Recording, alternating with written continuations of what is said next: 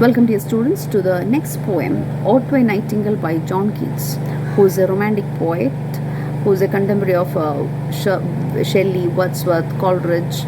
So he has written many poems where you find his romantic fervor and his love for nature, his love for medieval romance, and so on. So this poem is about he talks about the nightingale who sings in which is not really visible properly, and we get a set of images referring to this nightingale, and he wants to escape into that world of joy that the nightingale has while singing that beautiful song of the nightingale. And you can compare this poem with Shelley's Ode to a Skylark, where he talks about the music of that skylark and how he wants that joy that the skylark has. So take a look at the poem. My heart aches and a drowsy numbness pains my sense, as though of hemlock I had drunk or emptied some dull opiate to the drains. 1 minute passed, and Lethe Watts had sung, it's not through envy of thy happy lot, but being too happy in thine happiness, that thou, light-winged dryad of the trees, in some melodious plot of beechen green and shadows numberless, singers of summer in full-throated ease. Oh, for a draught of windage that hath been cooled a long age in the deep delved earth, tasting of flora and the country green, dance and provincial song and sunburnt mirth. Oh, for a beaker full of the warm south, full of the true, the blushful hypocrite, with beaded bubbles winging at the brim, and purple stained mouth, that I might drink and leave the world unseen, and with thee fade away into the forest dim.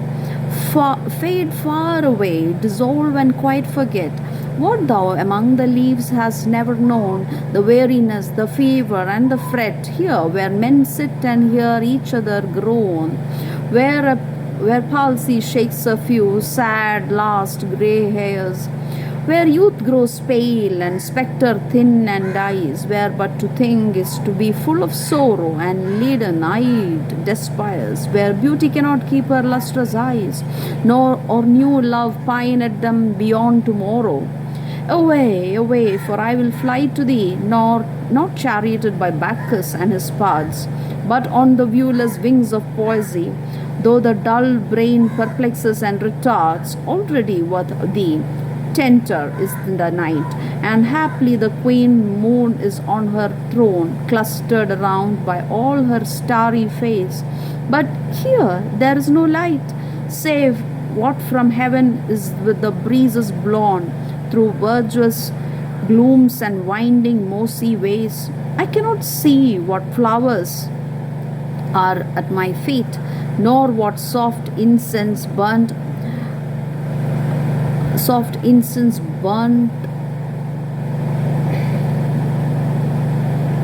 incense hangs upon the boughs, but in embalmed darkness guess each sweet wherewith the seasonable month endures, the grass, the thicket, and the fruit tree wild, white hawthorn, and the pastoral eglantine, fast fading violets covered up in leaves, and mid May's eldest child, the coming musk rose, full of dewy wine, the murmurous haunt of flies on the summer eaves.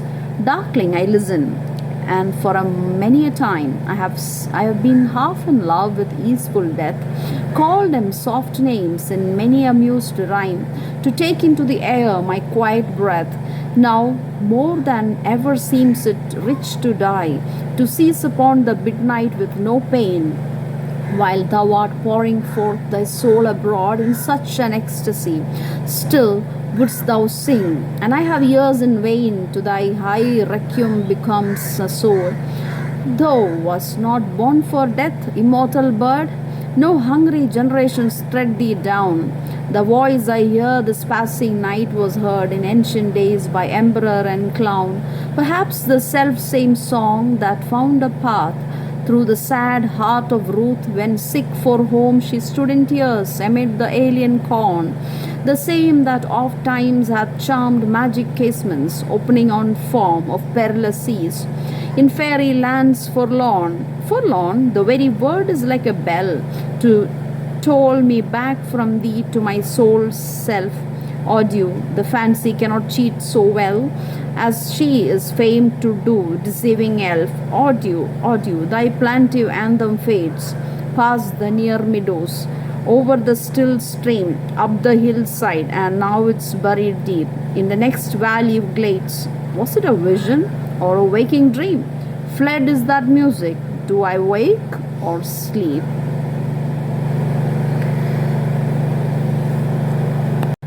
So, all right. So, before taking a look at the poem, what you have to understand is there were two things which actually influenced his life. One is he was his health.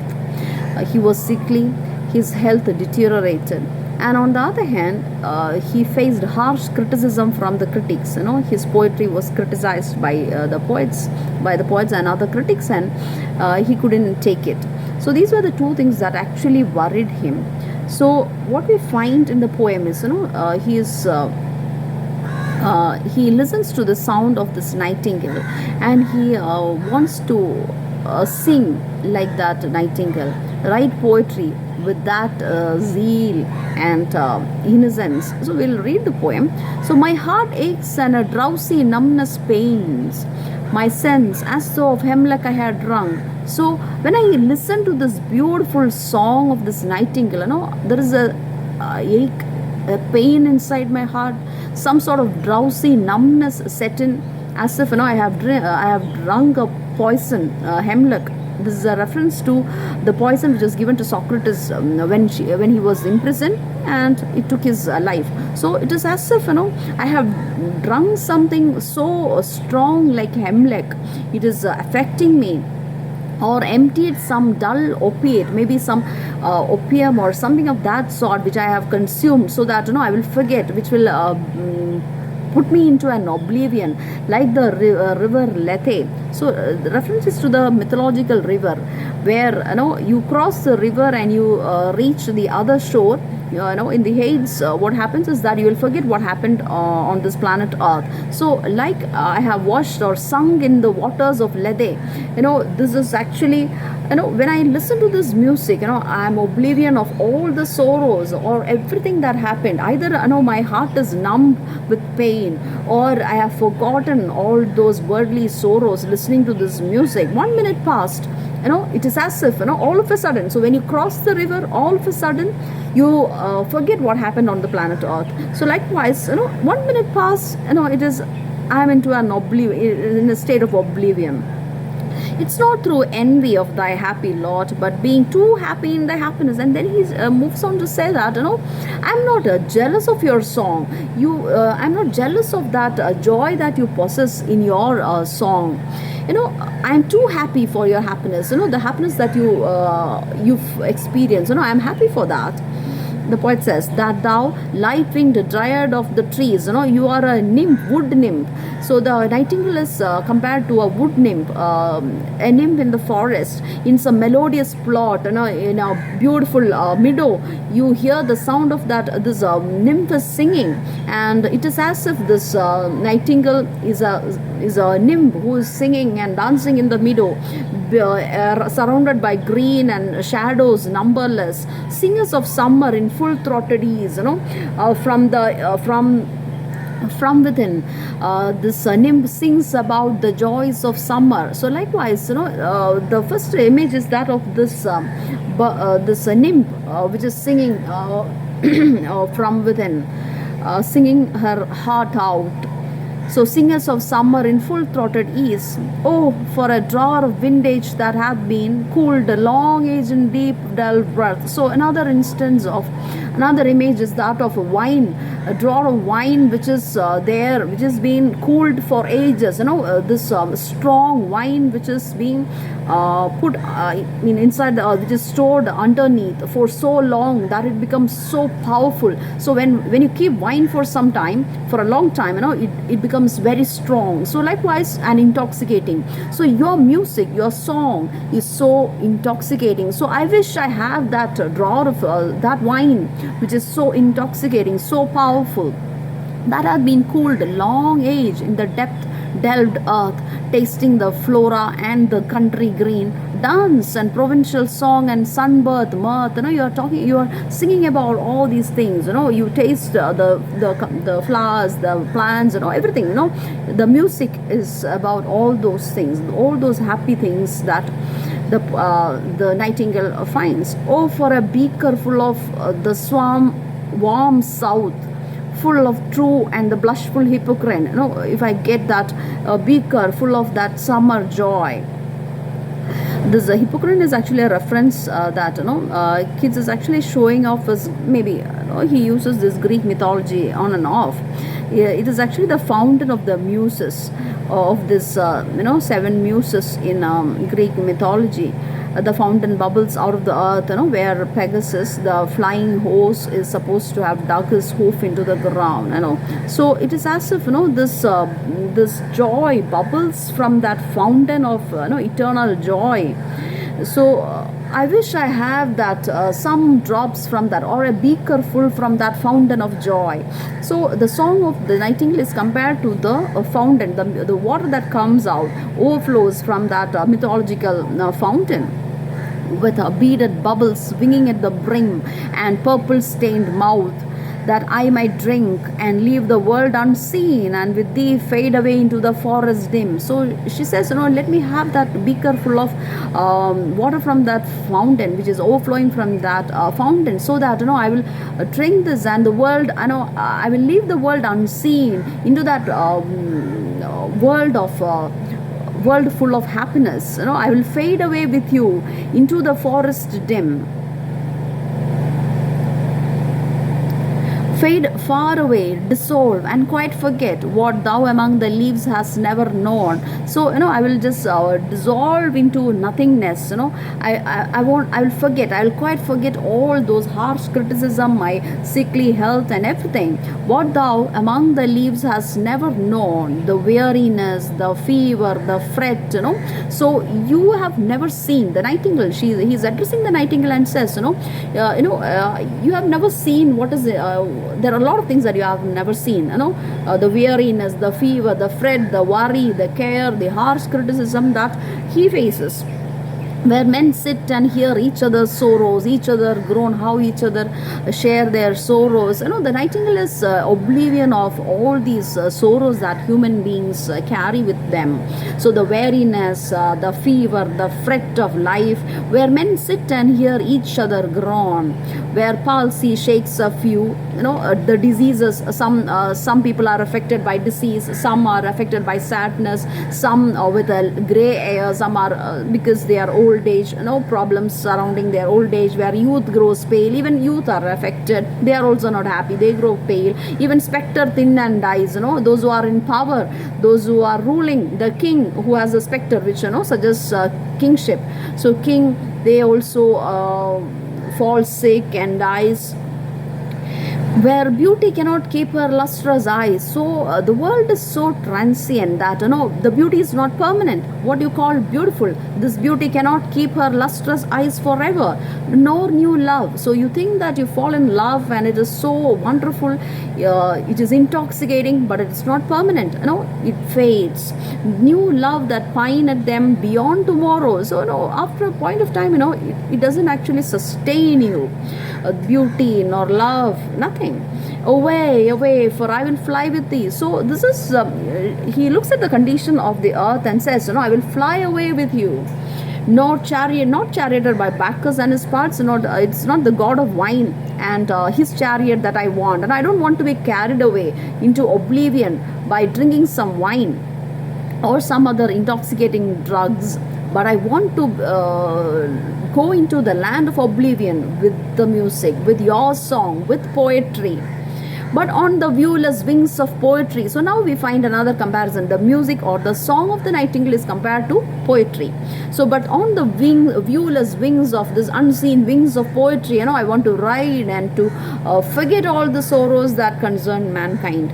Though the dull brain perplexes and retards, because my mind thinks about what is happening, the harsh criticism, the sickly health, the fret. I fret and I'm worried about it. But on the wings of poetry, though the dull brain perplexes and retards, already with thee tender is the night, and happily the queen moon is on her throne. So now it is night, and you find the moon coming or showing we find the moon beams clustered around by all her starry face, the stars, the moon and the stars.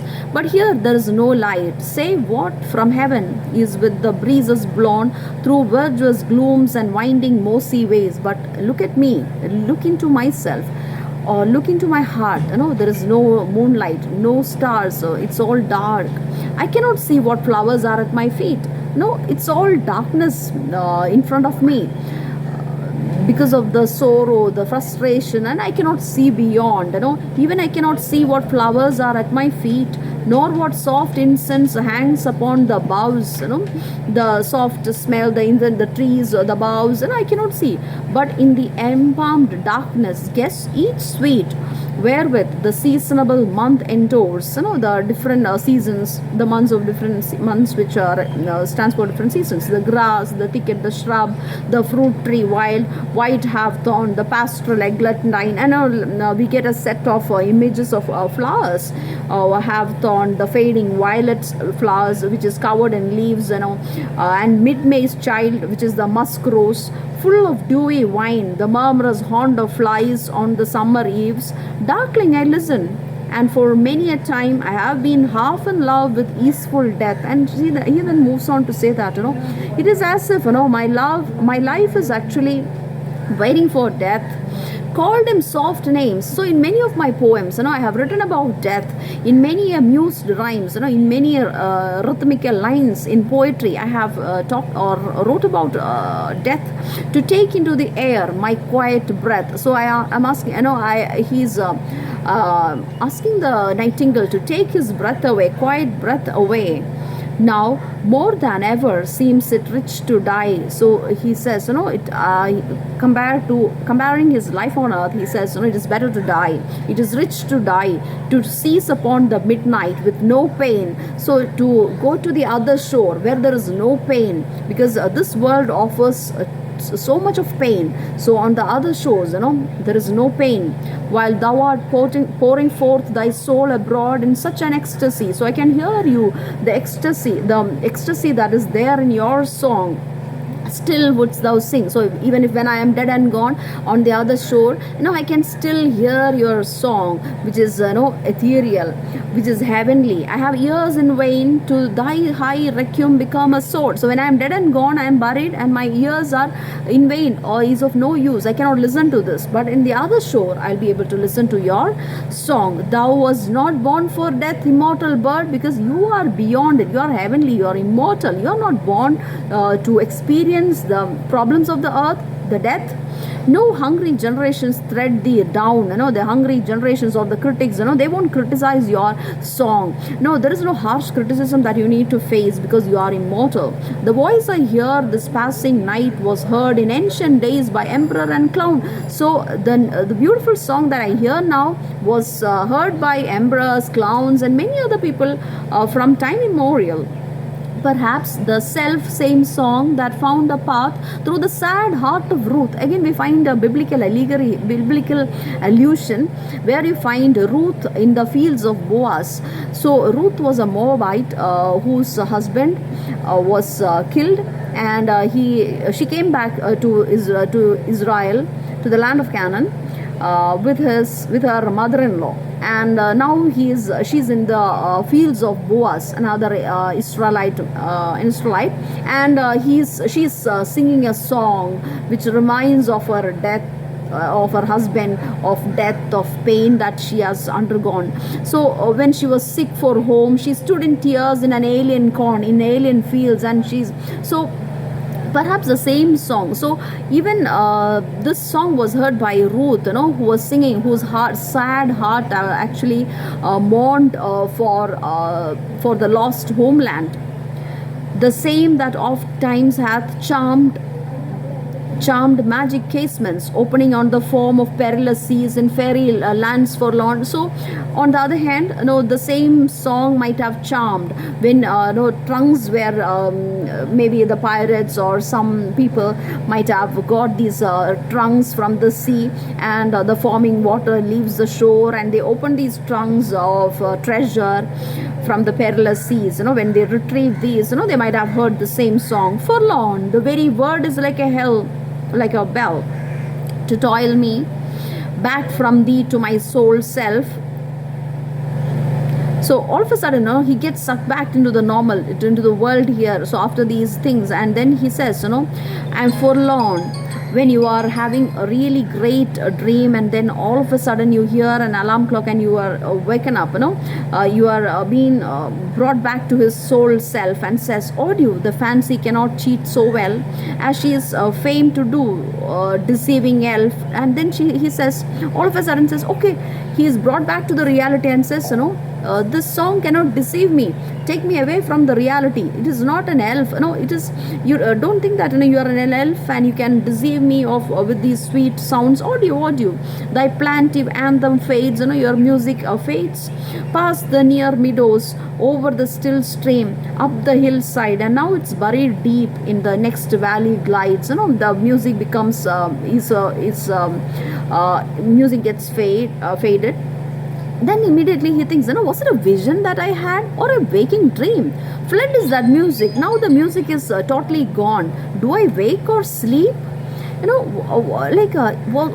Is it a dream?